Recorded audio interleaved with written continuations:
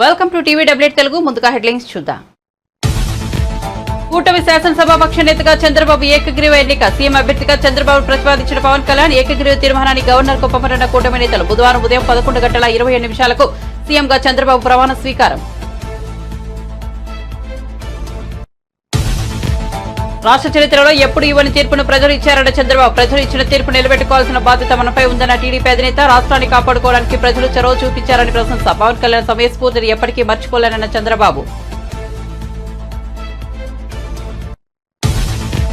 ఛత్తీస్గఢ్ విద్యుత్ కొనుగోలు విషయంలో కేసీఆర్ కి నోటీసులు జారీ చేసిన కమిషన్. కేసీఆర్ కి నోటీసులు పంపిన జస్టిస్ ఎల్ నరసింహారెడ్డి.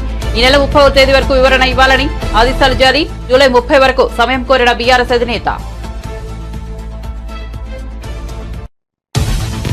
అభివృద్ధిని సమిష్టిగా ముందుకు తీసుకెళ్లాలన్న పవన్ కళ్యాణ్. రాష్ట్ర ప్రజల కూటమికి అద్భుత మెజార్టీ ఇచ్చారన్న పవన్. 5 కోట్ల మంది ప్రజలు మన పాలనపై ఆశలు పెట్టుకున్నారని వివరణ. కక్ష సాధింపులు, వ్యక్తిగత దూషణలకు ఇది సమయం కాదని వ్యాఖ్య.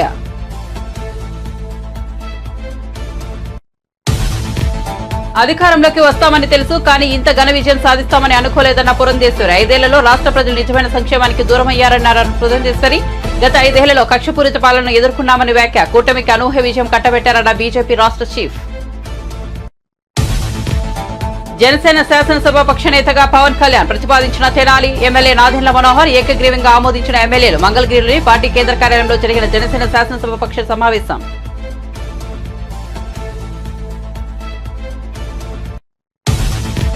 మంత్రి పొన్నం ప్రభాకర్ పై పాడి కౌశిక్ రెడ్డి తీవ్ర ఆరోపణలు. ఎన్టీపీసీ నుంచి పయూష్ రవాణా విషయంలో నిబంధనలు ఉల్లంఘిస్తున్నారన్న ఎమ్మెల్యే. ఈ వ్యవహారంలో మంత్రికి రోజుకి 50 లక్షలు ముడుతున్నాయని ఆరోపణ. తాను ర్యాలీలను పట్టుకుంటే 2 మాత్రమే సీజ్ చేసి మిగతా వాటిని వదిలేశారని వెల్లడి. ఏపీలో ఏఈపీ సెట్ విడుదల. గత నెల 16 నుంచి 23 వరకు ఈఏపీ సెట్ పరీక్షల నిర్వహణ. ఇంజనీరింగ్ విభాగంలో 1,95,092 మంది విద్యార్థుల అర్హత. అగ్రికల్చర్ విభాగంలో 70,352 మంది విద్యార్థుల ఉత్తీర్ణత. ఇక వార్త వివరాల్లోకి వెళ్తే, ఎన్డీఏ శాసనసభాపక్ష నేతగా ఎన్నుకునేందుకు టీడీపీ అధినేత చంద్రబాబు కూటమి పక్షాలకు ధన్యవాదాలు తెలిపారు. ఈ సందర్భంగా ఆయన మాట్లాడుతూ ఏపీ చరిత్రలో ఎప్పుడు ఇవ్వని తీర్పును ప్రజలు ఇచ్చారన్నారు. ఈ తీర్పును నిలబెట్టుకోవాల్సిన బాధ్యత తనపై ఉందని చెప్పారు. ఏపీని కాపాడుకోవడానికి ప్రజలు చొరవ చూపారని అన్నారు. 100% 3 పార్టీల నేతలు, కార్యకర్తలు సమిష్టిగా పనిచేశారన్నారు. ప్రజల మనోభావాల మేరకు కార్యకర్తలు పనిచేశారని కితాబిచ్చారు. 3 పార్టీల నేతలు, కార్యకర్తలకు మనస్ఫూర్తిగా ధన్యవాదాలు తెలిపారు. ప్రజల తీర్పుతో ఏపీ ప్రతిష్ట, గౌరవం పెరిగాయన్నారు. ఇక పవన్ కళ్యాణ్ సమయస్ఫూర్తిని ఎప్పటికీ మర్చిపోలేనన్నారు. తాను జైల్లో ఉన్నప్పుడు వచ్చి పరామర్శించడంతో పాటు టీడీపీ జనసేన పొత్తును ఖరారు చేశారు. రాష్ట్ర ప్రయోజనాల దృష్ట్యా టీడీపీ, జనసేన, బీజేపీ పొత్తు పెట్టుకున్నాయని తెలిపారు. అలాగే ఎన్నికల్లో ఎలాంటి పొరపచ్చాలు లేకుండా కలిసి పనిచేశామన్నారు. అందరిపైన ఉంటుంది. అయితే రాష్ట్రంలో ఉండే 5 కోట్ల ప్రజలందరికీ శిరస్సు వంచి పాదాభివందనం చేస్తున్న ఈ రాష్ట్రాన్ని కాపాడుకోవడానికి మీరు చూపించిన చొరవ కోసం అందరం కూడా ఒకటి క్యాంపెయిన్ చేశాం. రాష్ట్రం నిలబడాలి. ప్రజలు గెలిచారు. రాష్ట్రాన్ని నిలబెట్టే బాధ్యత ఇక్కడుండే శాసనసభ్యులపైన, మనందరిపైన ఉంది. ఈ విషయం మనం గుర్తుపెట్టుకోవాల్సిన అవసరం ఉంది. ఒక అరాచక పాలన, ఒక విధ్వంసకర పాలన. మామూలుగా ఇది చూస్తే ఈ కూటమి ఏర్పాటు చేసినప్పుడు కూడా నేను ఎప్పుడూ మర్చిపోలేను. ఇప్పుడే పురంధేశ్వరి గారు చెప్పారు, పవన్ కళ్యాణ్ గారు చెప్పారు. 3 పార్టీలు కూడా ఒక అత్యున్నతమైన ఆశయాల కోసం పార్టీలు పెట్టినప్పటికీ ఈరోజు కలయిక కూడా మీరు చూస్తే, ఈ కలయికని చాలా ఎన్నికలు చూశాను కానీ నా చరిత్రలో ఎన్నికలు అయిన తర్వాత కంప్లైంట్స్ ఉండేటివి. ఇక్కడ పలానోళ్ళు సరిగా పనిచేయలేదు, ఇక్కడ ఈ నాయకులు కోఆపరేట్ చేయలేదని. నేను చూసిన మొట్టమొదటి ఎన్నిక, ఈసారి ఎన్నికల్లో మాత్రం 100% 3 పార్టీల నాయకులు, కార్యకర్తలు సమిష్టిగా పనిచేశారు. దానికి కారణం మనం ఒకసారి అన్వేషిస్తే, ప్రజలు మనోభావాలకు అనుగుణంగా మన కార్యకర్తలు కూడా ప్రవర్తించే పరిస్థితికి వచ్చారు. రాష్ట్రంలో ఉండే ప్రతి ఒక్క కార్యకర్తని మూడు పార్టీల తరపున ఉండే ప్రతి ఒక్క కార్యకర్తని, నాయకుడిని మనస్ఫూర్తిగా అభినందిస్తున్నా, ధన్యవాదాలు తెలియజేస్తున్నా, కృతజ్ఞతలు తెలియజేస్తున్నా. మేము చాలా వేవ్స్ చూసాం. 94లో వన్ సైడ్ ఎన్నికలు జరిగాయి. అప్పుడు కూడా ఇన్ని సీట్లు రాలా, ఇన్ని ఓట్లు రాలా. ఈరోజు మనం చూస్తే 175 సీట్లకు గాను 164 సీట్లు గెలిచాం. అంటే 11 సీట్లే ఓడిపోయాం. అంటే స్ట్రైకింగ్ రేట్ 93%. అంటే మామూలుగా 93% రావడం అనేది దేశ చరిత్రలోనే అరుదైన అనుభవం ఇది. అలాంటి అనుభవం ఇక్కడ చూపించారు. ఓటింగ్ కూడా 57% ఓట్లు వేశారు మనకు. విజయవాడ ఏ కన్వెన్షన్ లో టీడీపీ, జనసేన, బీజేపీ కూటమి శాసనసభాపక్ష సమావేశం ప్రారంభమైంది. కూటమి తరపున గెలిచిన ఎమ్మెల్యేలు ఈ సమావేశానికి హాజరయ్యారు. చంద్రబాబును శాసనసభాపక్ష నేతగా ఎన్నుకున్నారు. చంద్రబాబును ముఖ్యమంత్రి అభ్యర్థిగా పవన్ ప్రతిపాదించారు. ఈ ఏకగ్రీవ తీర్మానాన్ని కూటమి నేతలు గవర్నర్ కు పంపనున్నారు. ప్రభుత్వ ఏర్పాటుకు కూటమికి గవర్నర్ ఆహ్వానం పలకనున్నారు. కాగా బుధవారం ఉదయం 11:27 సీఎంగా చంద్రబాబు ప్రమాణ స్వీకారం చేస్తారు.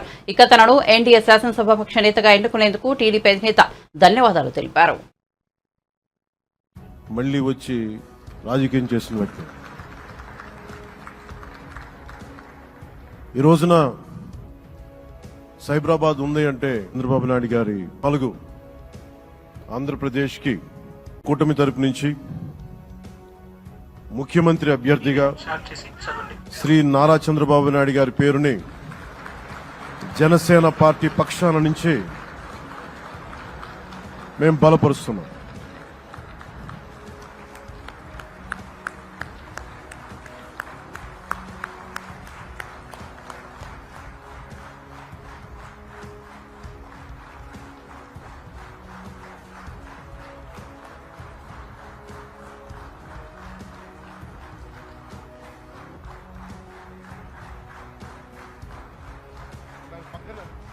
ఇది నేను ఆయన పక్కన పెట్టుకుని చెప్పాలి. ఆయన నలిగిపోయారు. జైల్లో చూశాను ఆయన. పాపం భువనేశ్వర్ గారి బాధను చూశాను. నేను అనుకున్నాను, అమ్మ మీరు కన్నీళ్ళు పెట్టకండి, మంచి రోజులు వస్తాయని చెప్పిన మంచి రోజులు వచ్చినాయి. వారికి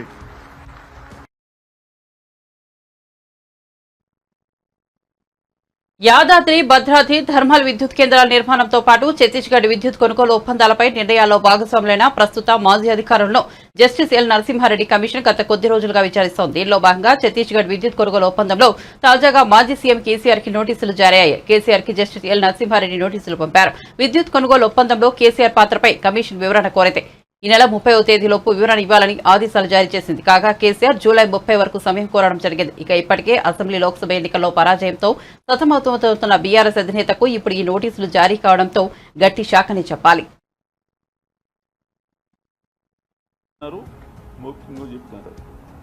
నిన్న ఈ మన ప్రభాకర్ రావు గారు, సీఎండి గారు, ఫార్మర్ సీఎండి సురేష్ చందా, అప్పటి ప్రిన్సిపల్ సెక్రటరీ, వారిద్దరితో ఇంటరాక్షన్ అయింది. కానీ సారాంశం అంటే డీటెయిల్స్ పోకుండా చెప్పేదంటే ఈ మూడింటి కూడా నిర్ణయాలు కేవలం అప్పటి రాష్ట్ర ప్రభుత్వం తీసుకునేదే తప్ప జెన్కో కానీ ఇతర ఏజెన్సీస్ కానీ వాళ్ళు స్వతంత్రించి తీసుకునేవి కాదు. ఈ సెక్రటరీ వాళ్ళు నిన్న మాట్లాడింది సురేష్ చంద్ర, ఆయన కూడా నేను లిమిటెడ్ పీరియడ్లో ఉన్నాను, నా పీరియడ్లో ఈ నిర్ణయం తీసుకోలేదని.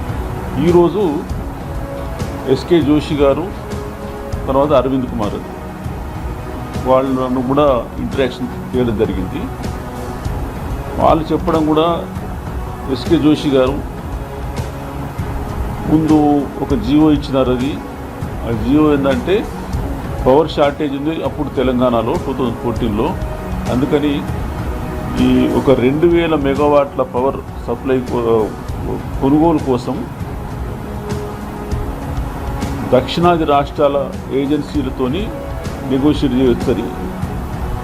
ఆ 2 నెలల తర్వాత అది మార్చి దేశంలో ఎవరి దగ్గర నుంచి అయినా కానీ కొనుగోలు చేయొచ్చని కొంచెం మార్చడం జరిగింది.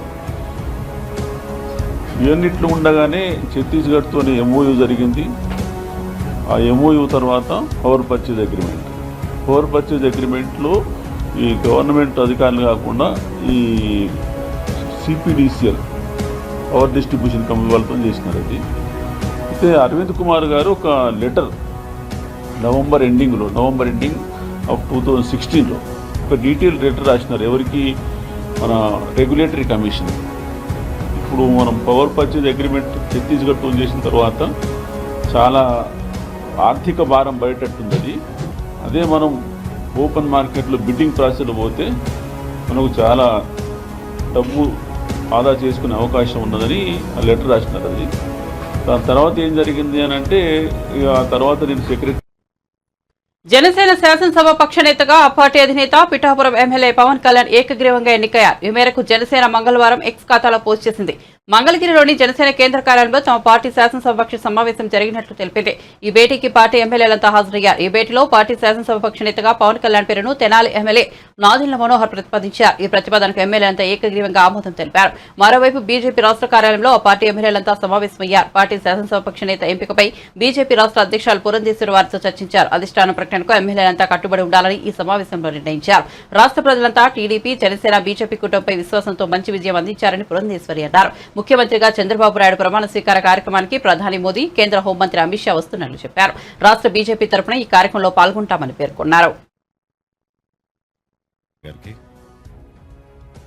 జనసేన శాసనసభ్యులుగా మీరందరూ కూడా ప్రజల పక్షాన్ని నిలబడి పార్టీ ప్రతినిధిగా ఎన్నికైనందుకు మిమ్మల్ని కూడా మొట్టమొదటి శాసనసభ పక్ష సమావేశానికి మనందరం కూడా ఇంత గర్వంగా మంగళగిరిలో మన పార్టీ కార్యాలయంలో ప్రెసిడెంట్ గారి ఆధ్వర్యంలో ఈ విధంగా చేసుకోవడం నిజంగానే పూర్వజనంలో మనం చేసుకున్న ఒక గొప్ప అదృష్టంగా మనం భావించి ప్రజలకి మరింత అంకిత భావంతో, నిండు మనసుతోటి, బాధ్యతతోటి మనందరం కూడా చేయాల్సిన అనేక కార్యక్రమాల గురించి, వీటన్నిటికన్నా పార్టీతోటి చేసే ప్రయాణంలో చిత్తశుద్ధి, నిబద్ధత మన పార్టీ అధ్యక్షులు గారికి అన్ని విధాలుగా ఎల్లప్పుడూ అండగా నిలబడే విధంగా మనందరం కూడా ఆంధ్ర ప్రజలు చూసి గర్వపడే విధంగా మనం కష్టపడి పనిచేయాలని మనస్ఫూర్తిగా నేను కోరుకుంటూ ఈరోజు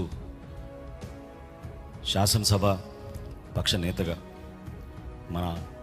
మనందరం కూడా ఎంతో గర్వంగా మన పార్టీ అధ్యక్షులు శ్రీ పవన్ కళ్యాణ్ గారిని నాయకుడిగా ఎన్నుకోవడం కోసం ఈ సమావేశం ఏర్పాటు చేయడం జరిగింది.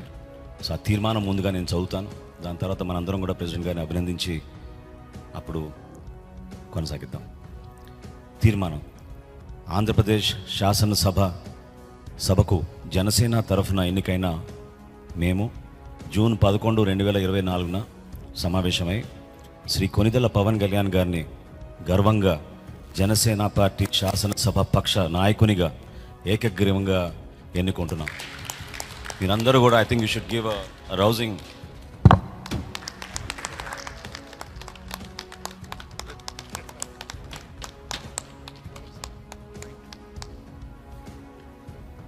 ఈ కాన్స్టిట్యూషనల్ ఫార్మాలిటీ పూర్తయింది కాబట్టి ఇప్పుడు మన పార్టీ అధ్యక్షులు, అదేవిధంగా మన శాసనసభ పక్ష నేత, మన పార్టీ అధ్యక్షులు శ్రీ పవన్ కళ్యాణ్ గారిని మాట్లాడమని రిక్వెస్ట్ చేస్తాం. ఇప్పుడు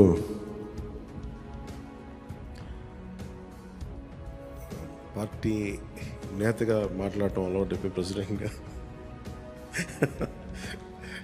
మన శాసనసభ పక్ష నాయకుడిగా మాట్లాడాలంటే కొత్తగా ఉంది.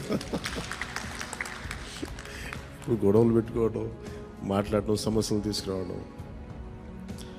బట్ మీ అందరికీ అపూర్వమైన మెజారిటీలతోటి ఘన విజయం సాధించిన మీ అందరికీ, ప్రతి ఒక్కరికి పేరు పేరున నా హృదయపూర్వక అభినందనలు, ధన్యవాదాలు. ఈ సందర్భంలో we want to share few things. చాలా ఒంటరి ప్రయాణం చేశాం. జాతీయ స్థాయి నాయకులు కూడా ఢిల్లీలో వాళ్ళు అడుగుతుంది ఏంటంటే, నువ్వు ఎలా పార్టీ నడిపారు? పార్టీ నడపడం మాకు తెలుసు కదా, అధికారం ఒక గుర్తింపు ఉన్న జాతీయ స్థాయి పార్టీలో ఉండి అసలు అధికారం లేకపోతే ఎంత కష్టమో మాకు తెలుసు. అలాంటిది మీరు not even recognised party, just registered party, మీరు ఎలా సస్టైన్ చేశారు ఇంతకాలం? వాళ్ళకి నేను ఒకటే చెప్పాను, మేమంటే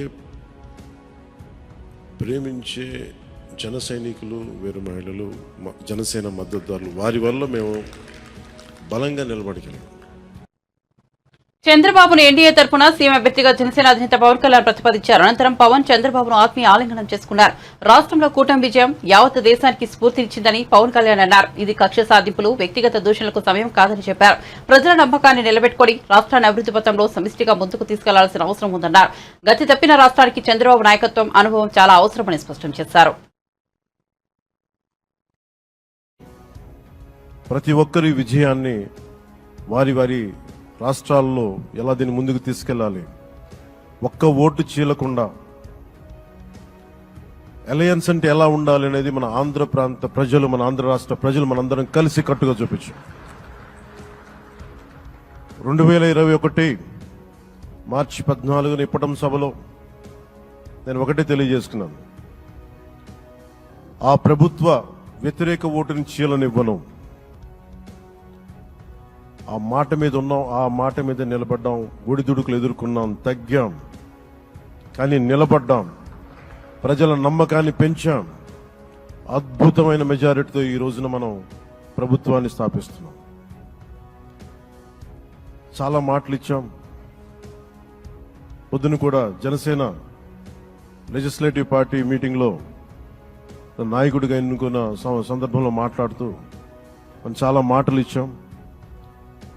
ఇది కక్ష సాధింపులకి సమయం కాదు, ఇది వ్యక్తిగత దూషణలకు సమయం కాదు. ఇది 5 కోట్ల మంది పైగా ప్రజలు మన మీద నమ్మకాన్ని పెట్టుకున్నారు. మన మీద మనందరం ఉమ్మడిగా, మనందరం సమిష్టిగా ఆంధ్రప్రదేశ్ ప్రజలు ఏ అభివృద్ధి అయితే కోరుకుంటున్నారో మనందరం సమిష్టిగా దీన్ని ముందుకు తీసుకెళ్లాలి, అభివృద్ధి పథంలో నడిపించాలి. విద్య, వైద్యం, ఉపాధి, సాగునీరు, తాగునీరు, లా అండ్ ఆర్డర్, ఇవన్నీ చెప్పొచ్చాం. మనం బలంగా నిలబడతామని. అలాగే మేనిఫెస్టోలో, ఉమ్మడి మేనిఫెస్టోలో చాలా మాటలు ఇచ్చాం. వాటన్నిటినీ బాధ్యతగా ముందుకు తీసుకెళ్లాల్సిన అవసరం ఉంది. ఇలాంటి ఛాలెంజింగ్ టైమ్స్లో ఒక సుదీర్ఘమైన అనుభవం ఉన్న నాయకులు కావాలి. 4 దశాబ్దాల అనుభవం, అభివృద్ధి మీద అపారమైన అవగాహన, పెట్టుబడులు తెచ్చే సమర్థత, ప్రతిభ. విదేశాల్లో ఉండే నాయకుల్ని, మలేషియా దగ్గర నుంచి, సింగపూర్ దగ్గర నుంచి, యూరోప్ దగ్గర, అమెరికా నుంచి, ఆ దేశాల అధ్యక్షుల్ని తెలుగు రాష్ట్రాల వైపు దృష్టి మళ్లించేంత శక్తి, సమర్థత ఉన్న శ్రీ నారా చంద్రబాబు నాయుడు గారికి ఆయన నాయకత్వం చాలా అవసరం, ఆయన అనుభవం చాలా అవసరం. అలాంటి అపారమైన అనుభవం ఉన్న వ్యక్తిని, అనుభవం ఒకటే కాదు, ధైర్యశాలి. ఈ రోజుకి నాకు ఒకటే గుర్తుంటుంది, మన తాడేపల్లిగూడెం సభలో చెప్పారు, ఆంధ్రప్రదేశ్ లో టీడీపీ, జనసేన, బీజేపీ కూటమిగా ఏర్పడిన క్షణంలోనే విజయంపై అందరికీ నమ్మకం ఏర్పడిందని బీజేపీ ఏపీ చీఫ్ పురంధేశ్వరి అన్నారు. అయితే ఇంత ఘన విజయాన్ని మాత్రం ఊహించలేదని చెప్పుకొచ్చారు. కూటమికి ఇది అనూహ్య విజయమని చెప్పారు. ఈ మేరకు మంగళవారం జరిగిన ఎన్డీఏ శాసనసభ సభాపక్ష సమావేశంలో పురంధేశ్వరి మాట్లాడారు. 5 ఏళ్ల జగన్ పాలనలో ఆంధ్రప్రదేశ్ ప్రజలు నిజమైన సంక్షేమానికి దూరమయ్యారని చెప్పారు. అభివృద్ధి అనే పదానికి అర్థం లేకుండా పోయిందన్నారు. ప్రజా వ్యతిరేకత పాలనను అంతమొందించాలని నిర్ణయించుకున్న ప్రజలు కూటమికి అనూహ్య విజయాన్ని కట్టబెట్టారని, ఇందుకు వారికి సభాముఖంగా కృతజ్ఞతలు తెలియజేసుకుంటున్నానని పురంధేశ్వరి చెప్పారు. చంద్రబాబు యుక్తి, నరేంద్ర మోదీ స్ఫూర్తి, పవన్ కళ్యాణ్ శక్తి, ఈ మూడింటి కలయికే ఇవాళ రాష్ట్ర ప్రజల ముందుకు కూటమి రూపంలో వచ్చిందని చెప్పారు. ప్రజా సంక్షేమంపైనే దృష్టి పెట్టి రాష్ట్ర అభివృద్ధి లక్ష్యంగా పాలన కొనసాగాలని ఆకాంక్షించారు. భారతదేశానికి కూడా ఇది ఒక ప్రజలచే ఎన్నుకోబడినటువంటి మీ అందరికీ పేరు పేరున ముందుగా నా నమస్కారాలు నేను తెలియజేస్తున్నాను. అనూహ్యమైనటువంటి విజయాన్ని మనం సాధించడం జరిగింది. పవన్ కళ్యాణ్ గారు మాట్లాడుతున్నటువంటి సందర్భంలో తెలియజేశారు. ఏ విధంగా ఢిల్లీలో మేము కూర్చున్నటువంటి సందర్భంలో ఆంధ్ర రాష్ట్రంలో జరిగినటువంటి ఎన్నిక జరిగిన తీరు మాత్రమే కాదు, 3 పార్టీల మధ్య ఏర్పడినటువంటి సమన్వయం ఒక రకంగా యావత్ భారతదేశానికి కూడా ఇది ఒక ఎగ్జాంపులరీ ఎగ్జాంపుల్ గా నిలవాలి అని చెప్పి ఢిల్లీలో మాట్లాడుకున్నటువంటి మాట. అటువంటి సందర్భంలో కేవలం ఇక్కడ ఉన్నటువంటి నాయకులకి మాత్రమే కాకుండా ఈ 3 పార్టీలకి సంబంధించినటువంటి ప్రతి కార్యకర్తకి పేరు పేరున నేను శిరస్సు వంచి నా నమస్కారాలు తెలియజేస్తున్నాను. అదేవిధంగా తెలుగు ప్రజలు గడిచిన 5 సంవత్సరాల కాలంలో వారు ఎదుర్కొన్నటువంటి సమస్యలు, ఒక విధ్వంసకర పాలన, విద్వేషపూరిత పాలన, కక్షపూరితమైనటువంటి పాలన ఎదుర్కొన్నటువంటి సందర్భంలో అభివృద్ధి అన్న పదానికి అసలు అర్థం లేకుండా పోయినటువంటి నేపథ్యంలో సంక్షేమం, నిజమైనటువంటి సంక్షేమం అన్నది ప్రజలు దూరమైనటువంటి సందర్భంలో విసిగి వేసారిపోయినటువంటి ప్రజలందరూ కూడా మనం ఊహించలేదు. ఇంతటి ఘనమైన విజయం మనం సాధించగలమని చెప్పి మనం ఊహించలేదు. ఖచ్చితంగా అధికారంలోకి వస్తాము అనేటువంటి భావన ప్రతి ఒక్కరిలో ఉన్నప్పటికీ, ప్రతి నాయకుడికి వచ్చినటువంటి మెజారిటీని ఒక్కసారి మనం చూసినట్లయితే ప్రజలు ఒక కసితోటి ఎట్లాగైనా సరే ఈ యొక్క ప్రజా వ్యతిరేక పాలనకి అంతం పొందించాలి, జగన్మోహన్ రెడ్డి అనేటువంటి ఒక రాక్షసుడు ఎవరైతే పరిపాలిస్తున్నారో ఇంటికి పంపించాలి అనేటువంటి భావన ఏదైతే వారి మనసులో కరుడుగట్టి ఉన్నదో అది వారు బయటికి చెప్పకనే వారు ఓటు మాధ్యమంగా తెలిపినటువంటి నేపథ్యంలో వారందరికీ కూడా, తెలుగు ప్రజలందరికీ కూడా నా ధన్యవాదాలు నేను తెలియజేస్తున్నాను. ఒక పక్క అనూహ్యమైనటువంటి విజయం అని చెప్పి మనం అందరం చాలా సంతోషపడినప్పటికీ, రెండవ పక్కన మనం ఈ విజయం నుండి నేర్చుకోవాల్సినటువంటి పాఠాలు కూడా ఉన్నాయి అని చెప్పి గ్రహించవలసినటువంటి అవసరం ఉన్నది అని చెప్పి గట్టిగా విశ్వసిస్తున్నాను నేను. ఆంధ్రప్రదేశ్ గవర్నర్ జస్టిస్ అబ్దుల్ నజీర్ తో టీడీపీ రాష్ట్ర అధ్యక్షుడు అచ్చెన్నాయుడు, బీజేపీ రాష్ట్ర అధ్యక్షులు పురంధేశ్వరి, జనసేన రాజకీయ వ్యవహారాల committee chairman Tenali MLA Nadendla Manohar మంగళవారం సమావేశమయ్యారు. ఎన్డీఏ కూటమి ఎమ్మెల్యేల తరపున సభానాయకుడిగా టీడీపీ అధినేత కుప్పం ఎమ్మెల్యే చంద్రబాబు నాయుడు ఎన్నుకున్నట్లు వెల్లడించారు. ఈ మేరకు గవర్నర్ కు 164 మంది ఎమ్మెల్యేల సంతకాలతో కూడిన లేఖను సమర్పించారు. ప్రభుత్వ ఏర్పాటుకు ఎన్డీఏ కూటమిని ఆహ్వానించాల్సిందిగా కోరారు. అనంతరం రాజ్భవన్ వెలుపల అచ్చెన్నాయుడు, పురంధేశ్వరి మీడియాతో మాట్లాడారు. తాము చేసిన విజ్ఞప్తికి గవర్నర్ సానుకూలంగా స్పందించారని పురంధేశ్వరి చెప్పారు. చట్ట నిబంధనల ప్రకారం ప్రభుత్వ ఏర్పాటుకు ఆహ్వానిస్తానని గవర్నర్ తమకు తెలియజేశారన్నారు. పరిమితికి మించి ఫ్లై యాష్ ను తరలిస్తూ లారీలో ఓనర్ లోడర్తో వెళ్తున్నాయని, ఈ వ్యవహారంతో మంత్రికి రోజుకు 50 లక్షలు ముడుతున్నాయని హుజూరాబాద్ బీఆర్ఎస్ ఎమ్మెల్యే పాడి కౌశిక్ రెడ్డి ఆరోపించారు. మంగళవారం ఆయన మీడియాతో మాట్లాడుతూ ఎన్టీపీసీ నుంచి పయ్యూష్ రవాణా విషయంలో నిబంధనలు ఉల్లంఘించి భారీ కుంభకోణం జరుగుతోందన్నారు. ఈ అంశంపై రవాణా శాఖ మంత్రి పొన్నం ప్రభాకర్ తో ఎక్కడైనా చర్చకు సిద్దమన్నారు. రెట్టింపు పరిణామం పయ్యూష్ లో లారీలు వెళుతున్నాయని ఆరోపించారు. పొన్నం ప్రభాకర్ అన్న కొడుకు అనువు ద్వారా డబ్బులు వసూలు చేస్తున్నారని ఆరోపించారు. తాను స్వయంగా లారీలను పట్టుకుంటే 2 లారీలు మాత్రమే సీజ్ చేసి మిగతా వాటిని వదిలిపెట్టారని అన్నారు. పొన్నం ప్రభాకర్ ఫోన్ చేయడం వల్లే అధికారులు లారీలను వదిలిపెట్టారని ఆరోపించారు. శవాల మీద పైసలు ఏరుకుంటున్న పొన్నం ప్రభాకర్ గారికి ఖచ్చితంగా మా అఖిల్ గారి శాపం పాపం ఖచ్చితంగా నీకు తగులుతుంది, రాసి పెట్టుకో అని చెప్పి సందర్భంగా తెలియజేస్తా ఉన్నా. ఇలా అఖిల్ చనిపోయిండు, ఇంజనీరింగ్ చేసిన పిల్లగాడు, చదువుకున్న పిల్లగాడు ఇలా చనిపోయిండు ఈ ఫ్లై యాష్ చేయబట్టి. ఎవరు బాధ్యులు దీనికి? Who is responsible? ఇలా ఆ విద్యార్థులు అడకి సింగపూర్లో కిడ్స్ కాలేజ్ ఉంటుంది, కిడ్స్ ఇంజనీరింగ్ కాలేజ్. వేలాది మంది విద్యార్థులు ఆ రోడ్డు మీద పోతా ఉంటారు. ఈ ఫ్లై యాష్ ఏమో సరిగ్గా దాన్ని గట్టక ఓవర్లోడ్ అవడం వల్ల ఎక్కడ పడితే అక్కడ స్పిల్ అయిపోతూ పోతుంటది. రోడ్లన్నీ స్పిల్ అయిపోతున్నప్పుడు యాష్ అనేది ఎట్లుంటుంది, సన్నగా ఉంటుంది, బండి స్కిడ్ అవుతుంది. మరి ఇప్పుడు దీని బాధ్యత ఎవరు అని చెప్పి నేను అడుగుతా ఉన్నాను. ఓ ట్రాన్స్పోర్ట్ మినిస్టర్ గా నీ బాధ్యత లేదా? ఇవాళ బండ్లు ఎందుకు మరి హుజరాబాద్ నుంచి పోకునియకుండా మళ్ళా హుస్నాబాద్ నుంచి ఎందుకు తీసుకుపోతున్న బండ్లు అన్ని కరెక్ట్ అయి ఉంటే? మీరు ఫ్లై యాష్ కొట్టుకొని మాకేం అభ్యంతరం లేదు, కానీ యాజ్ పర్ రూల్స్ నామ్స్ ప్రకారం కొట్టుకుంటూ పోండి. అవి కొట్టుకొని పోతే ఓవర్లోడ్ పోతే రోడ్లు పాడవుతున్నాయి. ఈ ఫ్లై యాష్ రోడ్ల మీద పడి ప్రజల ప్రాణాలకి ఇబ్బంది అవుతుంది. Is is not the truth? నేను అబద్ధాలు ఏమని చెప్తున్నా? నేను ఒక్కటే అడుగుతున్నా, ఈయనకి ఎందుకు అంత భయం అవుతుంది? నేను ఇప్పుడు లైవ్ చూసిన, నీకు దమ్ముంటే నేను చెప్పింది అబద్ధమన్ను అంటే నేను నీతోని చర్చకు రావడానికి సిద్ధంగా ఉన్నా. నన్ను ఏడికి రమ్మంటారో మీరు చెప్పండి. మీడియా ద్వారా పెట్టుకుందామా, అమరవీరుల స్తూపం ద్వారా పెట్టుకుందామా, ఎడబెట్టుకుందామో చెప్పండి. I'm ready to come. మీరు ఆపకపోతే మేము అధికారులకు ఇప్పటికి కూడా చెప్తున్నాం, మళ్ళా మీరు గిట్ల ఈ స్కామ్ ని మీరు ఆపకపోతే మంత్రి గారి ఒత్తిడి వల్ల మీరు గిట్ల ప్రధాని నరేంద్ర మోదీ ఎంతో నమ్మకంతో పౌర విమానయాన శాఖను తనకు అప్పగించారని, ఆయనకు ఇది ప్రెస్టేజ్ మినిస్ట్రీ అని తనకు చెప్పారని కేంద్ర మంత్రి టీడీపీ నేత రామ్మోహన్ నాయుడు అన్నారు. మంగళవారం ఆయన మీడియాతో మాట్లాడుతూ భారత రెప్యుటేషన్, మోదీ రెప్యుటేషన్ ను అంతర్జాతీయ స్థాయిలోనే చేతిలో పెడతారని ప్రధాని మోదీ తనతో అన్నారని గుర్తు చేసుకున్నారు. దేశ ప్రజలకు సేవలు అందించాలని సూచించారన్నారు. కేబినెట్ భేటీ తర్వాత ప్రధాని మోదీ తనతో మాట్లాడినట్టు చెప్పారు. ఇది తనకు చాలా పెద్ద బాధ్యత అని, వయసుకు మించినదని అన్నారు. ప్రధాని మోదీ, చంద్రబాబు, పవన్ కళ్యాణ్ సహకారం తీసుకుని ముందుకు సాగుతానని చెప్పారు. ఇది వరకు సివిల్ ఏవియన్స్ మినిస్టర్ గా పనిచేసిన జ్యోతిరాదిత్య సింధియాను కూడా కలిసి సలహాలు, సూచనలు తీసుకుంటారన్నారు. త్వరలో బాధ్యతలు చేపట్టి సివిల్ ఏవియేషన్ కు సంబంధించి దేశానికి, రాష్ట్రానికి ఒక విజన్ తయారు చేసి ముందుకు సాగుతామన్నారు. తిరుపతి, విజయవాడ సహా ఏపీలో ఉన్న విమానాశ్రయంలో ఇన్ఫ్రాను అభివృద్ధి చేస్తామన్నారు. అలాగే ఈరోజు రాష్ట్రానికి ఉన్న కష్టాలు ఇవన్నీ కూడా తీర్చడానికే ఈ బాధ్యతని వినియోగిస్తాం.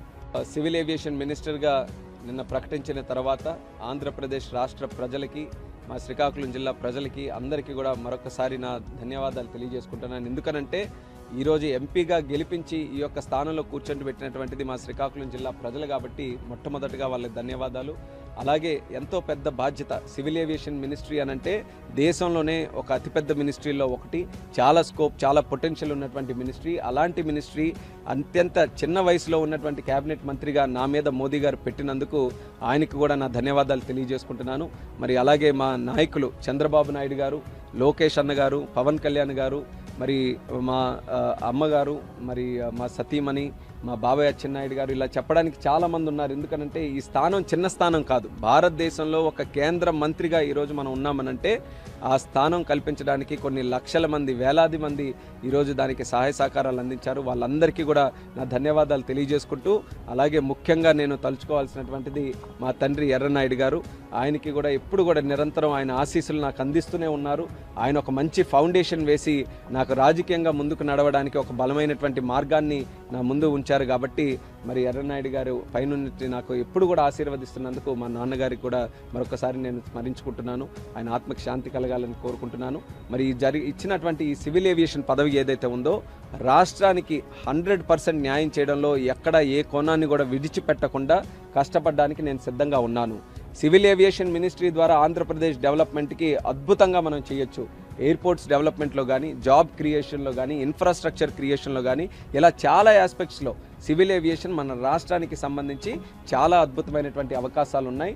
అన్నిటికంటే ముందు టాప్ ప్రయారిటీగా మనం తీసుకుంటే భోగాపురం ఎయిర్పోర్ట్, దాన్ని జెట్ స్పీడ్లో కంప్లీట్ చేసి దానికి అక్కడ ఇన్ఫ్రాస్ట్రక్చర్ అంతా కూడా పూర్తి చేసి ఇమీడియట్గా ఒక ఫ్లైట్ ల్యాండింగ్ అయ్యే విధంగా ఒక పక్కా ప్లానింగ్తో ఒక మిషన్ మోడ్ మీద, వార్ ఫుటింగ్ మీద భోగాపురం ఎయిర్పోర్ట్ని మేము కంప్లీట్ చేసి ఉత్తరాంధ్రకే ఒక ప్రధాన హబ్గా ఆ ఎయిర్పోర్ట్ని మేము తయారు చేయబోతున్నామని కూడా నేను ముందుగా హామీ ఇస్తున్నాను. చంద్రబాబు నాయుడు గారి తాలూకా గైడెన్స్లో ఈ మినిస్ట్రీని ఆంధ్రప్రదేశ్ రాష్ట్రానికి ఏ రకంగా కార్యక్రమాలు చేయాలన్నది ఆయన ఆలోచనలు కూడా, గైడెన్స్ని కూడా తీసుకొని ముందుకు నడుస్తాం. అలాగే నా వ్యక్తిగతంగా కూడా ఈరోజు చిన్న వయసులో ఒక మినిస్ట్రీ నా భుజాల మీద పెట్టడం జరిగింది కాబట్టి దేశ ప్రజలకు కూడా ఒక మెసేజ్ మనం అందించాలి, ఒక మార్క్ మనం ఇవ్వాలి. యంగ్స్టర్స్ కూడా ఏదైనా ఇస్తే అది సాధించగలరు, యంగ్స్టర్స్లో ఆ ప్రతిభ ఉంది, ఆ టాలెంట్ ఉందనేది దేశ ప్రజలకు కూడా ఒక మంచి మెసేజ్ ఇచ్చే విధంగా సివిల్ ఏవియేషన్లో ఒక మంచి మార్క్ వదిలే విధంగా మరి భవిష్యత్తులో కృషి చేయాలన్నటువంటి ఆలోచనతో నేను ఉన్నాను. అందులో గడ్కరీ గారు నాకు ఇన్స్పిరేషను. రోడ్స్ అండ్ ట్రాన్స్పోర్ట్ ఇచ్చిన తర్వాత అద్భుతాలు సృష్టించారు హైవేస్లో. గడ్కరీ అంటే రోడ్స్ అంటే గడ్కరీ అనే స్థాయిలో ఈరోజు దేశంలో ఆయన మంత్రిత్వాన్ని ముందుకు నడిపిస్తున్నారు. మళ్ళీ దానికి ఆ మంత్రికి ఆయనే ఈరోజు బాధ్యతలు వహిస్తున్నారు. సో రేపు భవిష్యత్తులో సివిల్ ఏవియేషన్కి సంబంధించి ఏదైనా డిస్కషన్ వస్తే రామ్మోహన్ నాయుడు ఉన్నప్పుడు ఈ రకంగా బ్రహ్మాండంగా ఈ కార్యక్రమాలు జరిగాయనే మార్కుని తీసుకొని రావడానికి మాత్రం ఖచ్చితంగా నా వ్యక్తిగతమైనటువంటి ప్రయత్నం కూడా ఉంటుంది. ఇంకో 2 రోజుల్లో రేపు చంద్రబాబు నాయుడు గారి తాలూకా స్వేరింగ్ ఇన్ సెరమనీ మన అమరావతిలో మనం పెట్టుకున్నాం. అది అయిన వెంటనే మళ్ళీ ఇక్కడ ఛార్జ్ తీసుకొని మినిస్ట్రీకి రివ్యూ మీటింగ్స్ అన్నీ కూడా పెట్టుకొని ఒక విజన్ని తయారు చేసి దేశానికి అలాగే మన రాష్ట్రానికి ఈ సివిల్ ఏవియేషన్కి సంబంధించి ఒక విజన్ తయారు చేసుకొని ముందుకు నడుస్తున్నాం. మరి గతంలో ఈ మినిస్ట్రీని హ్యాండిల్ చేసినటువంటి జ్యోతిరాదిత్య సింధియా గారు, ఆయనతో కూడా నేను వెళ్ళి కూర్చుంటాను. ఆయన కూడా ఆంధ్రప్రదేశ్లో ఇంజనీరింగ్, వ్యవసాయ, ఫార్మసీ కోర్సులో ప్రవేశానికి నిర్వహించే ఈఏపీ సెట్ ఫలితాలను కొద్దిసేపటి క్రితం అధికారులు విడుదల చేశారు. ఈ పరీక్షకు 3.62 లక్షల మంది విద్యార్థులు దరఖాస్తు చేసుకోగా 3.39 లక్షల మంది విద్యార్థులకు హాజరయ్యారు. ఈఏపీ సెట్ లో ఇంటర్ మార్కులకు 25% వెయిటేజ్ ఇచ్చి ర్యాంకులను విడుదల చేశారు. గత నెల 16 నుంచి 23 వరకు ప్రభుత్వం ఈఏపీ సెట్ పరీక్షలు నిర్వహించింది.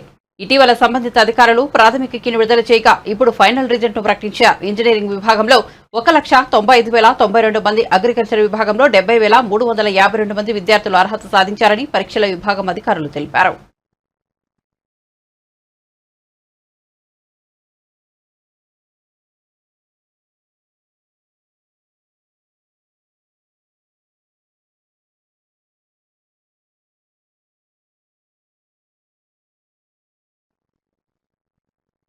బులెటిన్ ముగించే ముందు హెడ్లైన్స్ మరోసారి చూద్దాం.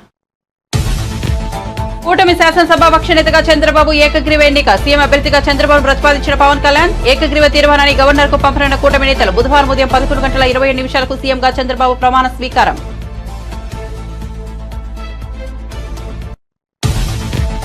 రాష్ట్ర చరిత్రలో ఎప్పుడు ఇవ్వని తీర్పును ప్రజలు ఇచ్చారన్న చంద్రబాబు. ప్రజలు ఇచ్చిన తీర్పు నిలబెట్టుకోవాల్సిన బాధ్యత మనపై ఉందన్న టీడీపీ అధినేత. రాష్ట్రాన్ని కాపాడుకోవడానికి ప్రజలు చొరవ చూపించారని ప్రశంస. పవన్ కళ్యాణ్ సమయస్ఫూర్తిని ఎప్పటికీ మర్చిపోలేనన్న చంద్రబాబు. ఛత్తీస్గఢ్ విద్యుత్ కొనుగోలు విషయంలో కేసీఆర్ కి నోటీసులు జారీ చేసిన కమిషన్. కేసీఆర్ కి నోటీసులు పంపిన జస్టిస్ ఎల్ నరసింహారెడ్డి ఈ నెల 30వ తేదీలోపు వివరణ ఇవ్వాలని ఆదేశాలు జారీ. జూలై 30 వరకు సమయం కోరిన బీఆర్ఎస్ అధినేత.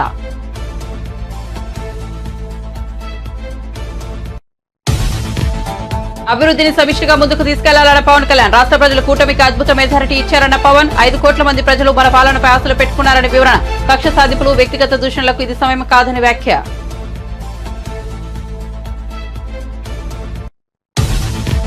అధికారంలోకి వస్తామని తెలుసు, కానీ ఇంత ఘన విజయం సాధిస్తామని అనుకోలేదన్న పురంధేశ్వరి. 5 ఏళ్లలో రాష్ట్ర ప్రజలు నిజమైన సంక్షేమానికి దూరం అయ్యారన్న పురంధేశ్వరి. గత 5 ఏళ్లలో కక్షపూరిత పాలనను ఎదుర్కొన్నామని వ్యాఖ్య. కూటమికి అనూహ్య విజయం కట్టబెట్టారన్న బీజేపీ రాష్ట్ర చీఫ్. జనసేన శాసనసభ పక్ష నేతగా పవన్ కళ్యాణ్ ప్రతిపాదించిన తెనాలి ఎమ్మెల్యే నాదెళ్ల మనోహర్ ఏకగ్రీవంగా ఆమోదించిన ఎమ్మెల్యేలు. మంగళగిరిలోని పార్టీ కేంద్ర కార్యాలయంలో జరిగిన జనసేన శాసనసభ పక్ష సమావేశం.